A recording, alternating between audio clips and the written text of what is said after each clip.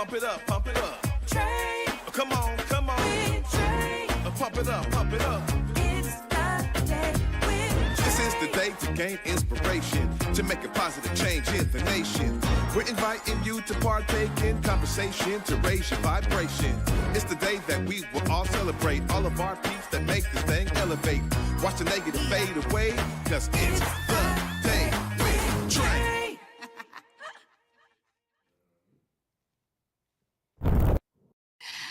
Oh, grand rising, everyone. Welcome to the Day with Trae. I'm your host, Trae Holiday, and I am excited because on this Thursday, we have a full-on Black Star Power episode. I'm so grateful to my guest today. We got Todrick Hall, y'all. He's going to be joining me online, but I'm excited that he is making time and space for the Day with Trae. We're going to be talking all about his Velvet Rage tour that's coming here next month to the Moore Theater, September 10th. I'm excited to dive into it with him. And of course, in the building, our Black Star Power continues because we got Jace E. Cage from Black Stax in the building today. Jace is here going to be telling us all about Next 50 Hip Hop. There's a dope event, 2 days that's happening at Washington Hall, y'all. So I'm telling y'all, today is jam-packed with Black Star Power. But of course, you know it's the top of the show. So it's a great time to tag and share the stream. That's right. Participate with us. Go ahead, tag and share the stream with folks who you feel could benefit from a daily dose of dopeness right here on the Day with Trae. If you can't watch us, we definitely have you covered because you can listen to us also anywhere you find your favorite podcast. Just search Converge Media Network and the Day with Trae. Y'all will find me on Google, Spotify, iTunes, SoundCloud, Apple Music, whichever platform is your favorite. Just go ahead and search for us and y'all will find us there. I got to send a huge shout out to so many of y'all because as I approach and get introduced to folks in community, the impact that we're doing here at Converge Media is really being felt by you all. And I'm grateful to be a part of such an illustrious team that is covering so many different bases when it comes to us being able to provide y'all with the amazing stories that are going on in our community. So shout out to my whole Converge team. Shout out to those of you who do stop me out there in the street and say how impressed you are or how impacted you've been by stories we've shared and businesses we continue to uplift. I'm grateful because without you, we wouldn't exist. So thank you for tuning in. Thank you for sharing. Thank you for sharing those amazing sentiments out there in the real world and in community. I love and appreciate you all. Well, y'all know when we got Black Star Power in the building, we got to make space for it. I am excited again. I get to welcome Todrick Hall to the Day with Trae. What's up, Todrick? Hello, how are you? I'm doing well. How are you? I'm fantastic. I'm so proud of you and your show and everything that you're doing and just the representation that you bring to the table. I love you and I can't wait to meet you in person so we can do a big hug. Yay, thank you for that. It's definitely happened when you come here in September. We are making that a date, but I'm excited because you are now taking the road by storm with Velvet Rage. And before we get into that, we got to talk about your beginnings. What got you into the world of performing? We know that you've done a lot of work in choreography, RuPaul's Drag Race. I mean, your credits abound, but tell us about those beginnings, Todrick. Well, I got introduced to theater at a very young age by my elementary school teacher, Pat Carthel, who I thank immensely for every project that I do, because without her, I would have not been exposed to this world that has completely stolen my heart and given me such motivation and reason to exist and to express my artistry. But at a very young age, at 7 years old, 8 years old, I was introduced to theater and dance, and I fell in love with it. I trained in ballet, tap, and jazz my whole life, started singing in church.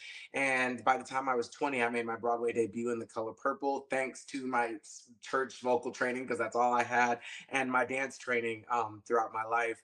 And I just, started falling in love with not just the art of dancing, but the art of storytelling through movement and what Broadway specifically brings. And then I took that love and kind of put it on YouTube and started making these crazy parodies based on things that I loved, like Broadway and theater and Disney. And and a whole bunch of like kind of theater nerds started to follow me and helped me build this platform on the internet.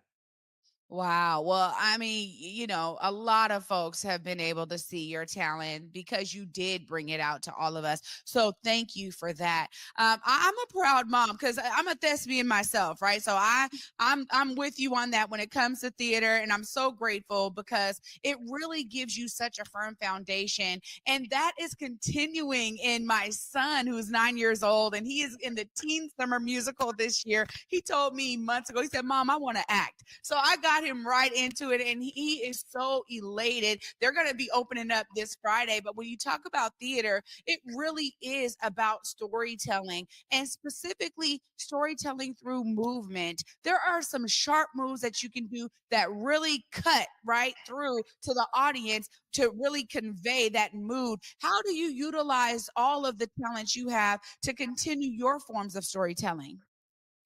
I just try to captivate people on a completely human level. I try to, my that same teacher told me once before, if you can make people laugh and if you can make them cry, you will have a fan for life. And I think that my show, specifically Velvet Rage, is going to do that as well. There are moments that are extremely sentimental and vulnerable.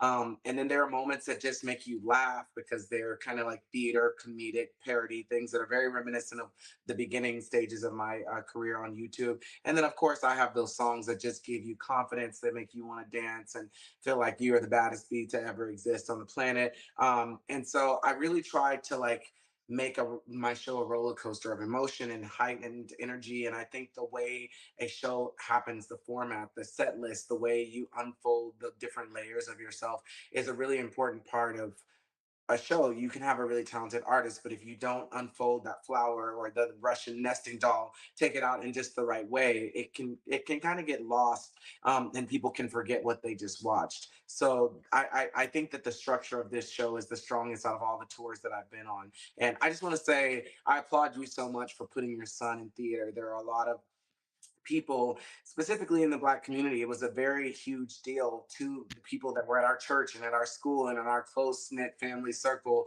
when my mom decided to put me in dance because it was something I was really passionate about. And I just love parents who are willing to see their kids as something other than just a basketball or football player athlete. We as Black people can be so much more than just that. I think it's incredible that we completely dominate the sports industry, but I love the fact that, like nobody can sing or dance like we can. It's just something that's innately in us. And I love when parents put their kids in that, especially young boys, because there are a lot of people who are so afraid of that. And I just love that you. So I just wanted to say thank you.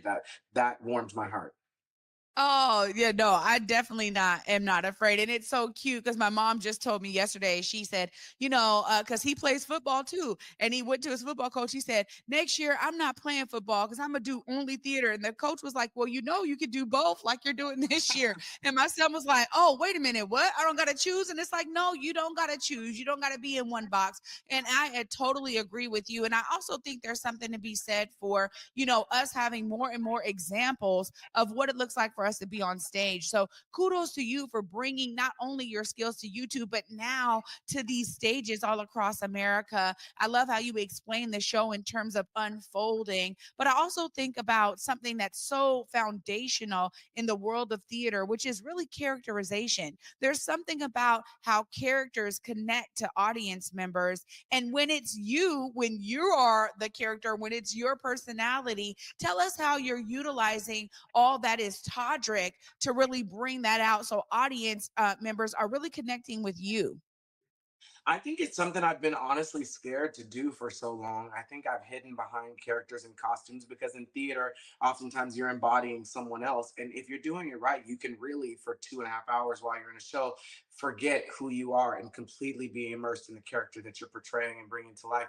And in my first albums, I was Todrick, but Todrick and Straight Out of Oz, and a character in a visual album called Forbidden. But this is the first time I've been through so much on the internet, and I'm so grateful for the positive and negative experiences that I've had because they've really shaped me to be a more well-rounded, self-aware person, a better version of myself, I think.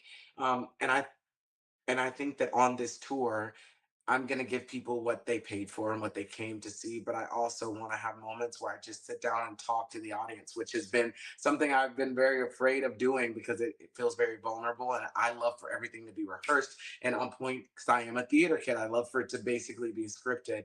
But in this tour, I really want to tear those walls down and just sit down and talk to people about what it really takes to be in this industry, because the more success you get, the more eyes that are looking on you, the more opinions that are thrown your way, and it can be really difficult as the person on the receiving end of that to navigate and to have a strong sense of self and to know who you really are at the end of the day, because without that it's really difficult to be successful in this industry. It's hard. You don't want to lose yourself. If you're someone who can make it through, get some sort of success and still come out um, not scarred and be a recognizable version of yourself, then I think that you have ultimately won.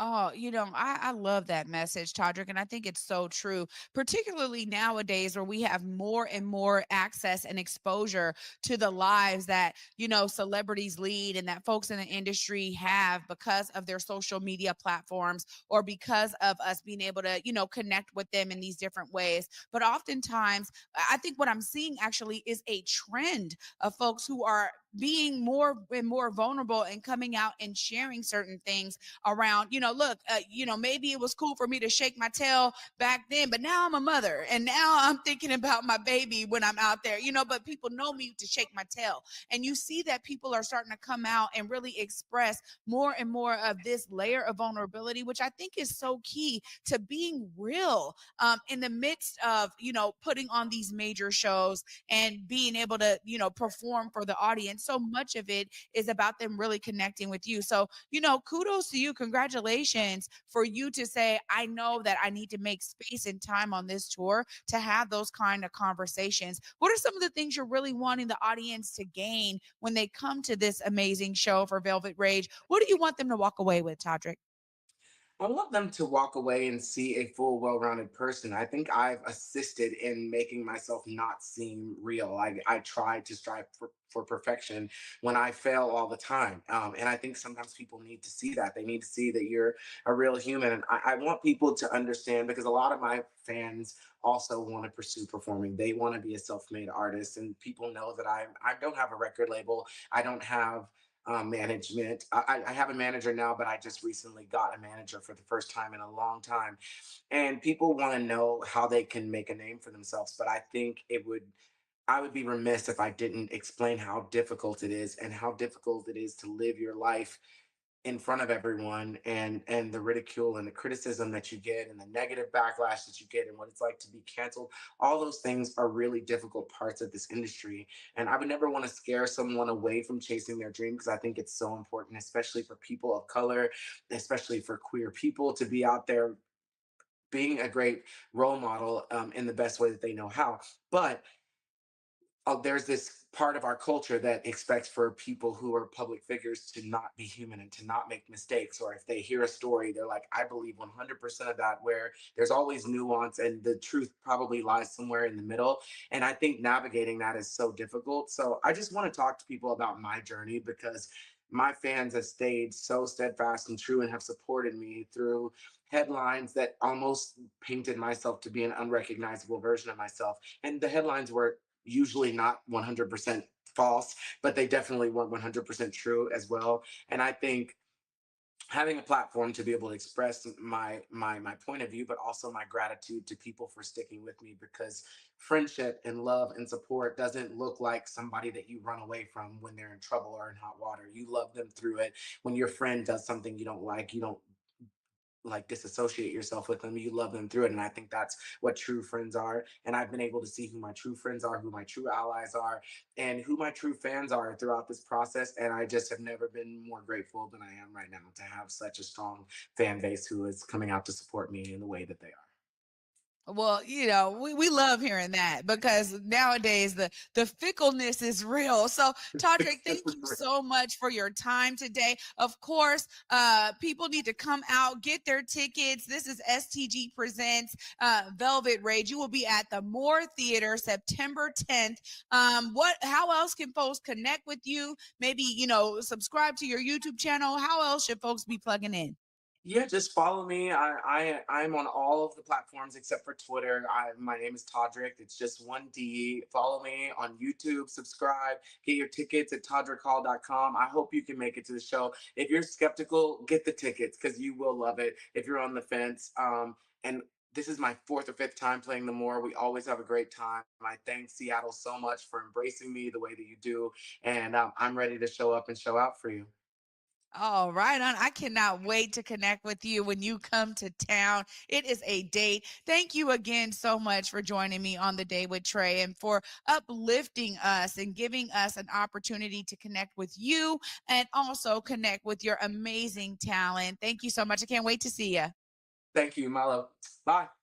Bye. Wow, what an amazing start to this Black Star Power Thursday. Of course, it gets to continue because my brother Jace E. Cage is in the building with Black Stacks telling us more about Next 50 hip hop event that's coming your way this weekend. Y'all, stay tuned. You're watching The Day with Trae. Empowering the community one connection at a time. ConnectWise, your partner in finding the support you need. Download the app today and experience the difference that a connected community can make. Learn more at eec-wa.org/connectwa-app. In Seattle, it's more than just coffee. It's community. At the station, we brew more than just your favorite cup. We brew connection. From Beacon Hill to Columbia City, we're a space for artists, activists, and everyone in between. A place to gather, create, and simply be. Whether you need a quiet place to work, a lively spot to meet friends, or just a moment to unwind, find your place at the station. More than coffee, it's home. Visit us in Beacon Hill or Columbia City. The station, where community happens. Black caregivers, entrepreneurs, and elders, this one's for you. Queen Care is offering complimentary self-care services to those who give so much to their communities. Take a moment to restore, recharge, and be cared for with free wellness treatments at the Spa House by Queen Care. Spots are limited, so don't wait. Go to queencareproducts.com now to sign up or scan the QR code on your screen because you deserve the same care you give to others. Welcome back, everyone, to the Day with Trae. I'm your host, Trae Holiday. Joining me right now is my big brother, Jace E. Cage with Black Stacks. What's up, Jace? Oh, you know me, I'm black and alive. It's a beautiful day to be here. Always. It's always good to have you. And, y'all continue to be engaged in the music community and the hip hop community here. But this is a big year for hip hop. You know, the 50th year anniversary. What does that mean to you, and how is that weighing on you? Because you've been in hip hop for so long. Yeah, it's funny because when you think about hip hop, you think about young folks, right? And I remember the day when I was younger, and hip hop was this thing that wasn't even supposed to last 10 years.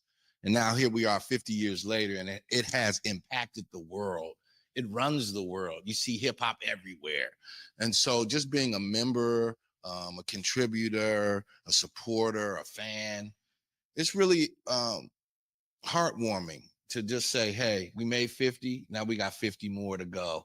So let's plan for the next 50. So happy anniversary, hip hop, and thank you to the world for embracing this culture. Yeah, I mean, this is it's so much more than embracing. It is like it is a major driver of culture, and I love how you said that too, because hip hop is everywhere. And it's the influence. I always think about how it really originated with the Black lived experience. Absolutely. 100%. Absolutely. And the influence that, our lived experience has had in culture and particularly in hip hop is so key. You can't really dissect one from the other. When you think about the ways that hip hop has proliferated over the years, what are some of those kind of high key points for you? Well, I think, you hit on something. First of all, we need to recognize and give credit to where it came from. And it's still the culture that is mimicked the most around the globe. When people talk about hip hop, they're talking about Black folks. They're talking about what we go through, how we walk, how we talk, what we eat, what we wear. You know what I'm saying? What's our style for the day? And I think for me, the biggest thing is, watching how it's influenced education, how it's influenced health, how it's influenced conversations about social justice, how it's talked about in ways that lead to entrepreneurship. You know, these are beautiful things to see from a culture that wasn't supposed to be here or wasn't supposed to last. And now but it's interesting now because it's also so commercialized. I say it's commercialized, it's homogenized, it's been watered down a little bit. So now you got people that argue about what is the root of hip hop. Oh, everybody contributed. No, everybody didn't contribute, but that's okay. You can still be a part of something, even though you didn't start it. But as you travel the globe and as you see young people, older folks that are tied into going against the grain and knowing hip hop is at the root of that for a lot of people, it's just moving. Yeah. Hip hop is it's a bad thing. Bad jamma. Well, I'll say too, I mean, to your point, there is such a commercialization of it. And the message for me, I think about what my son listens to. He knows, like, we've had plenty of conversations about this because it's like the message has really changed over the years. But one of the things that I really love is that the old school hip hop is still what people gravitate toward to this day. I mean, yes, sure, the radio versions of stuff, this kind of changing a message, but really the MCing. Yes. I mean, this was something that I think is really one of the most beloved foundational pillars of hip hop. And you know so much about that, but do you agree? I mean, do you see that there's still folks who are listening to that old school stuff that just gave it such a foundation? Absolutely. I was just talking to somebody the other day, DJ Sean Malik. Me and Felicia talk about this all the time. But it's like, what are they mimicking now? Are they mimicking the golden era of hip hop? Or are they mimicking when it became the most commercial era of hip hop? And I think those that are true to a culture, they're always going to be true to what moves people in a way that's authentic and not just paid out, if you will. Like, we can heavily promote something, but I was listening today to Self-Destruction, and I was like, listen to this message. This message still applies today.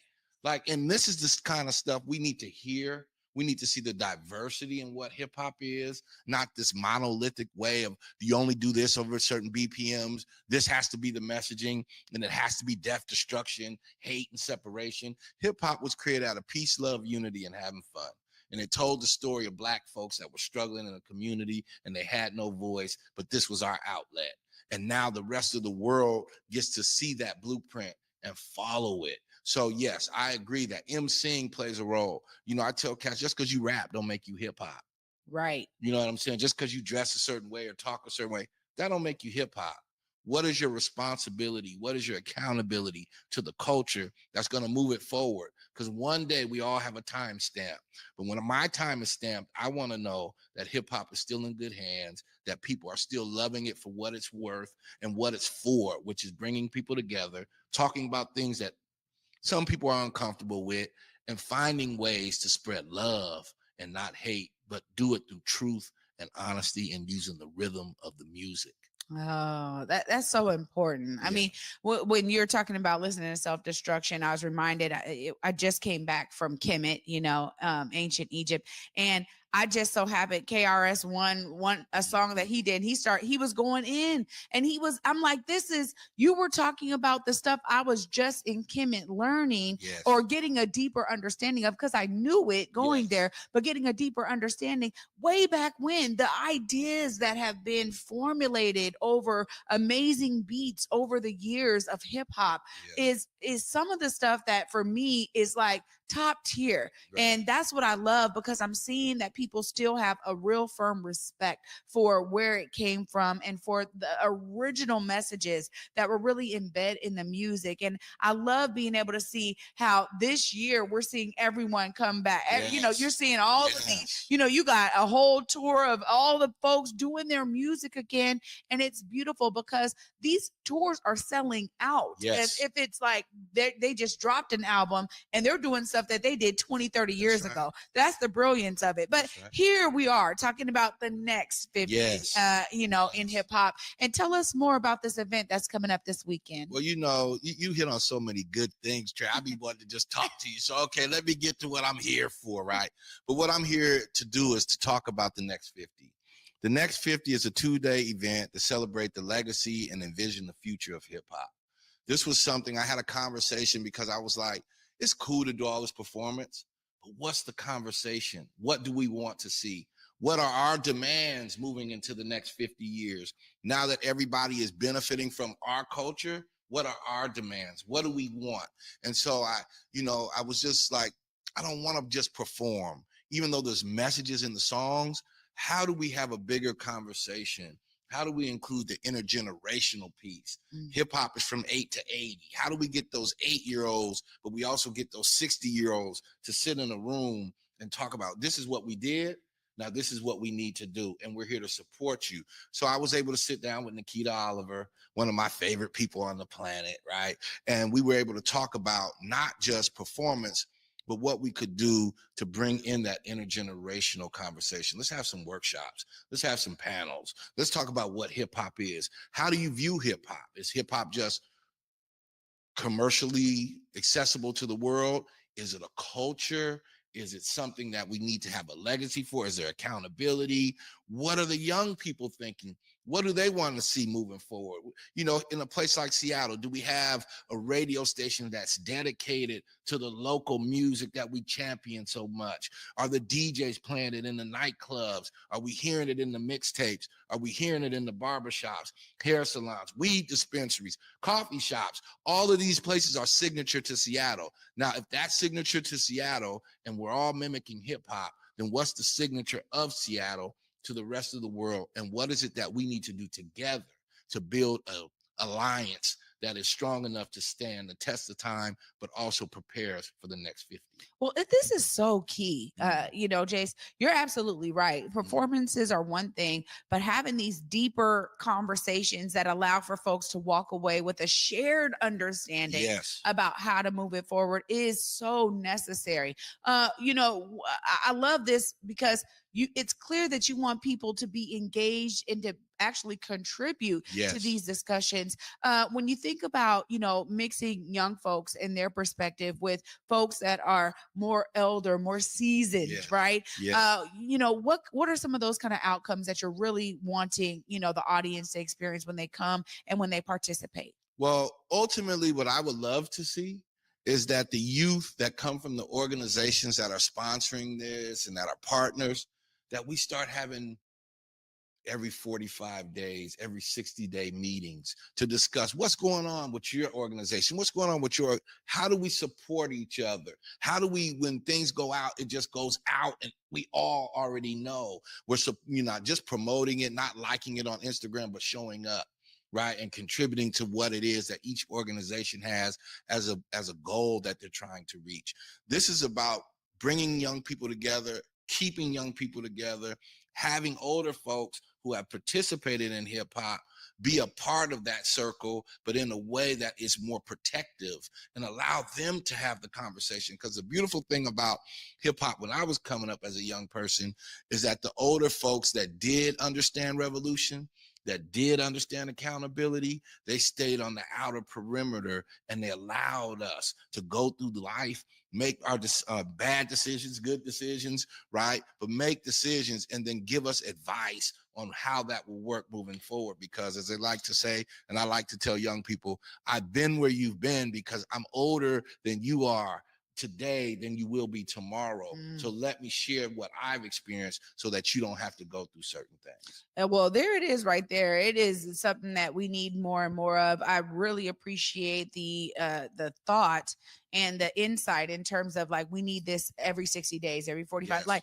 the continuation, Yes. because we see a lot of great events come up and then it's like, oh, that's it, right? Just that one time. Right. So we do need a continual opportunity to tap into those kinds of discussions, bringing multitudes of generations of vision, lived experience, and ideas to the Yes. table so that we can co-create together. Yes. So I love this. Give us the details. Look right there. All right. Let them know how they All connect right. with Black Stacks and the next 50. All right. Well, right now we're focused on the next 50. The next 50 will happen August 19th and August 20th. August 19th will happen at Washington Hall from 10:30 a.m. to 3:30 p.m. We'll be having panels, discussions, workshops. We'll have presentations, and we'll just build with the community, break a little bread, talk a little bit, build a little bit, and continue to build that relationships that we need.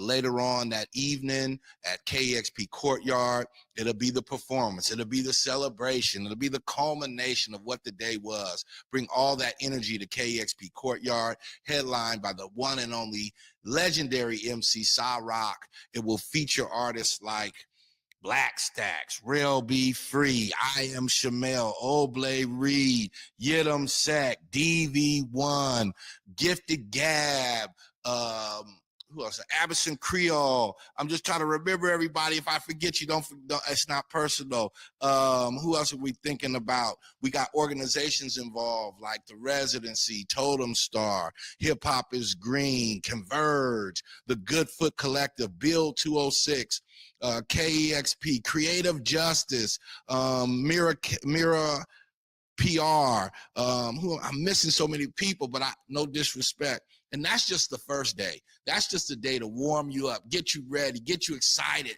to continue this conversation that we will have moving forward for the next 50. August 20th, we'll be back at Washington Hall. This will be a community event where we feed the people. Part of hip hop's responsibility is to take care of the community that we come from. We cannot succeed or fail on our own, so we need one another. So from 11 a.m. to 3 p.m., we'll be having blood works there. There'll be a dental truck there. There'll be young performers there. There'll be a town hall with young people speaking. There'll be a cipher. There'll be a B-boy battle, B-girl battle. There'll be us in a place together, building on what we want to see for the next 50 in hip hop, music, culture, lifestyle, and what we do around the globe.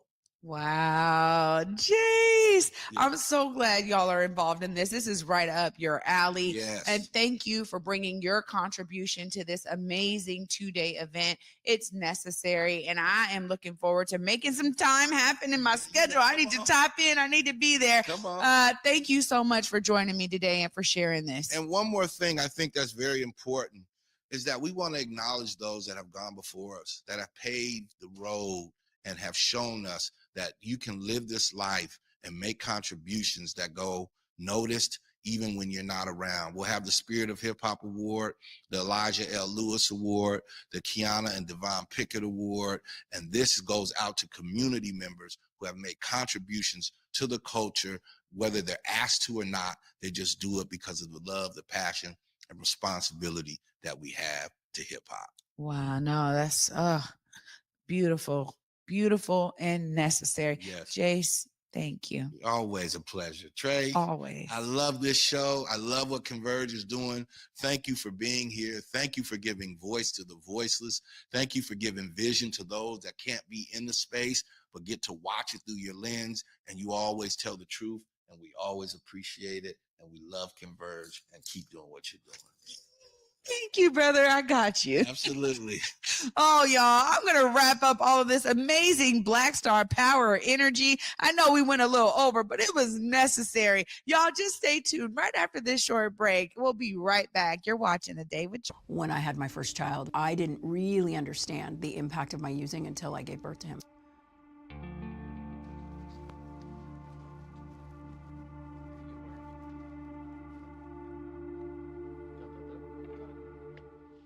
I worked in weapons department in the Navy. That's a work hard, play hard kind of place. It very much became apparent that I had a substance use disorder. Nobody asked me if I was okay. It was just medications that were thrown at me for so many years. I had some dental work done, and pain pills were introduced. It flipped a switch that I didn't see or know or understand.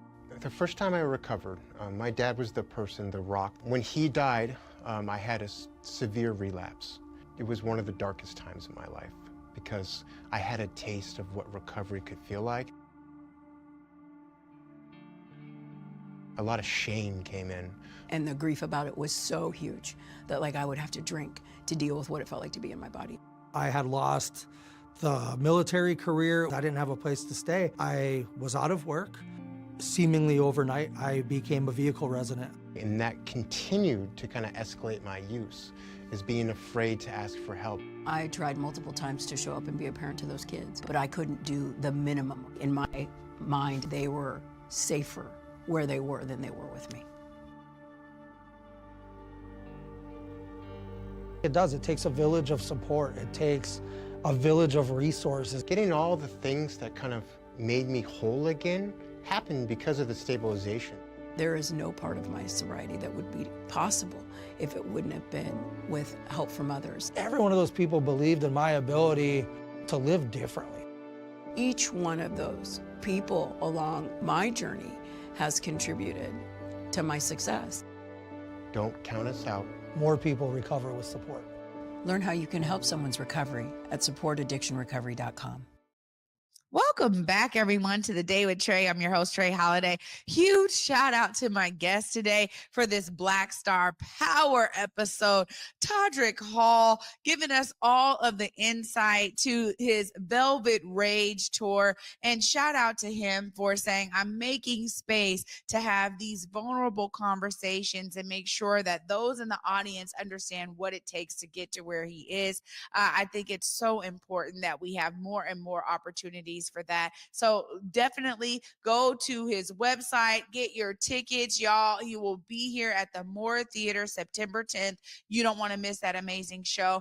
And a huge shout out to Jace E. Cage from Black Stax, my big bro, out here doing it for this event, Next 50 of Hip Hop, bringing all of these amazing folks together to have much needed conversations around how we're anchoring ourselves for the next 50 years of hip hop. You do not want to miss this free event. That is right. F to the R to the E to the E, y'all.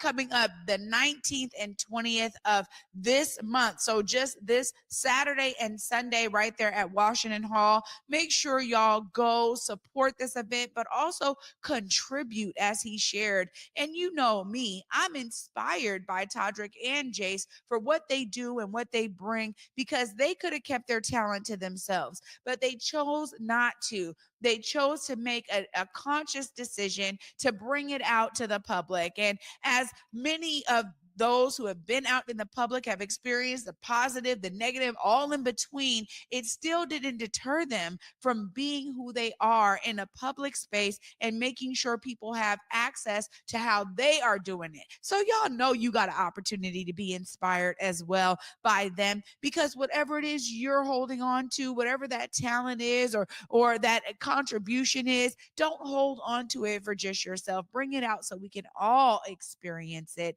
and you'll make the world a better place. I promise you that. For me, y'all, until tomorrow at 11 a.m. Peace.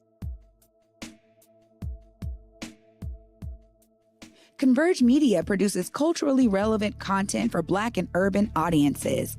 Our coverage is raw, transparent, and objective, praised by community leaders, government officials, and residents. Support Converge Media today via Venmo, Cash App, or PayPal at Converge Media.